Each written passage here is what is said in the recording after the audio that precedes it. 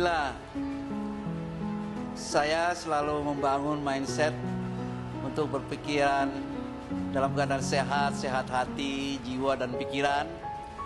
Kalau fisik barangkali sedang proses pemulihan.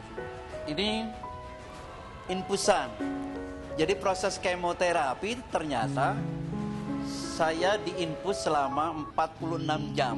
Ini masih terasa nih, masih nyetrum gitu, stroke karena saking kerasnya obat itu. Maka nanti 2 hari setelah kemoterapi biasanya memang mual. Jadi kemoterapi itu dampaknya mual, nggak nafsu makan, tapi jangan sampai nggak makan.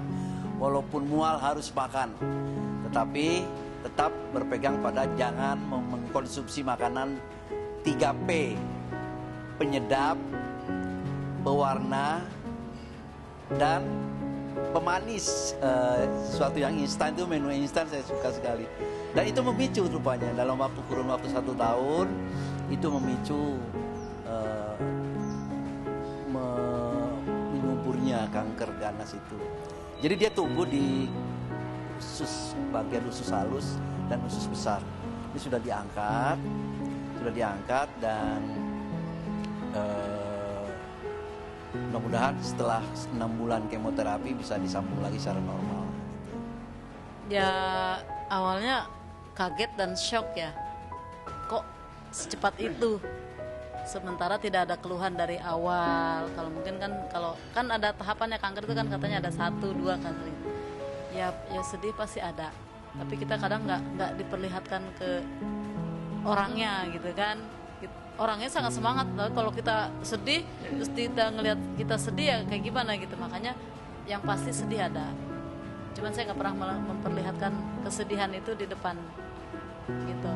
Jadi saya ya kalau bangun tengah malam kita cuma bisa berdoa. Efeknya adalah betapa sangat prihatinnya saya merasakan ini, mahalnya biaya kemo, sehingga saya bertekad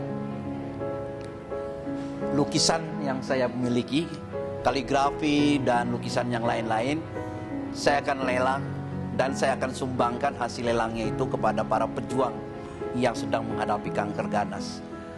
Sebagai rasa saya merasakan sebuah pembelajaran ini dari kiswah asli ketika saya menjadi petugas haji dan umroh tahun 88, 89, 91 sampai 97. Ini kiswah Ka'bah Masjidil Haram asli itu bahannya. Ini 1, 2 di asli dari Masjidil Haram. Kaligrafi kaca dari Cirebon juga ada nih, lukisan kaca. Jadi ini sebagai ekspresi saya betapa kanker ganas membutuhkan perhatian lahir batin. Kanker ganas stadium 4 lagi. Dan insya Allah kalau laku nanti ini kita akan sumbangkan pada para pejuang yang sedang menghadapi kanker ganas. Setiap orang adalah guru, setiap tempat adalah sekolah. Ini bagian dari school of life, sekolah kehidupan yang mesti dilalui. Kita usaha dan semua teman, sahabat, keluarga adalah kekuatan kita. Tanggal 1 Oktober ya, jadi Mas Tukul itu di tanggal 30 itu jam 8 malam sudah pindah ke ruang VVIP, ruang rawat inap. Jadi tadinya kan di ICU, lalu dipindahkan karena keadaannya lebih membaik. Kondisi pasien saat ini sadar dengan kontak responsif. Kondisi beliau saat ini umumnya stabil dengan tekanan darah mulai terkontrol dari pemberian obat intravena saat ini menjadi obat bedah mulai per oral dengan respon yang perbaikan. Tindakan operasi langsung beberapa jam setelah tiba di instalasi gawat darurat dan pemakaian ventilator hanya beberapa jam pasca operasi.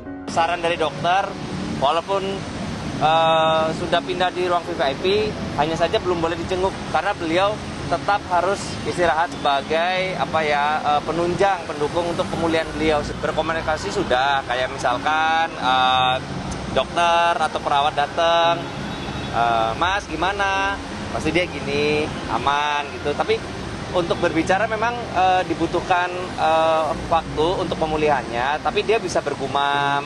Bapak Tuh itu sudah sadar baik, responsif, bisa menerima instruksi. Cuma memang karena masih fase akut, saya jelaskan kembali, fasenya masih akut, jadi kondisi kurang lebih masih minimal kontak. Kalau pantangan pasti ya, jadi memang untuk makanan minuman masih diatur sama pihak rumah sakit sih untuk konsumsi beliau. Kalau di rumah sakit sih kemungkinan ya nggak tahu sih, kalau prediksi saya, kalau pribadi mungkin bisa masih 1 bulan. Cuman kita nggak tahu apakah nanti dari pihak rumah sakit menyarankan bagaimana, kita nurut aja dari pihak rumah sakit sih. Penyembuhan butuh waktu berapa lama berdasarkan fase akutnya, yaitu 21 hari. Untuk fase akut pada stroke perdarahan, yang kami tadi sudah sampaikan di awal, yang disampaikan Dr. Arif, bahwa kita ada tim neurorestorasi yang kedepannya akan memberikan pelatihan dari sisi fisioterapi, okupasi terapi, terapi bicara, sampai dalam 3 bulan itu akan kita berikan pelatihan yang Alhamdulillah untuk proses fisioterapi saat ini sudah mulai berjalan. Kayak tadi Mas Tukul udah mulai fisioterapi sama apa sih yang bertugas untuk melakukan fisioterapi Mas Tukul. Udah. Jadi fisioterapi gerakan, bicara dan lain-lain.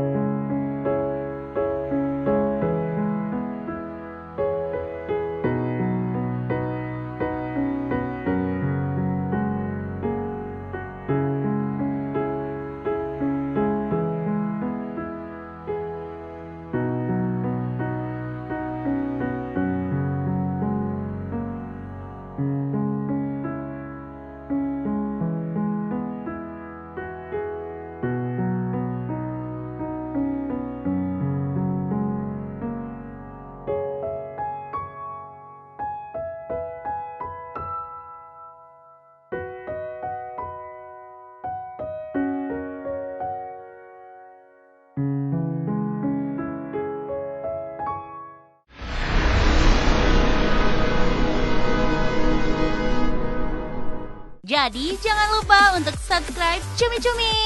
Ditekan ya tombol lonceng merahnya.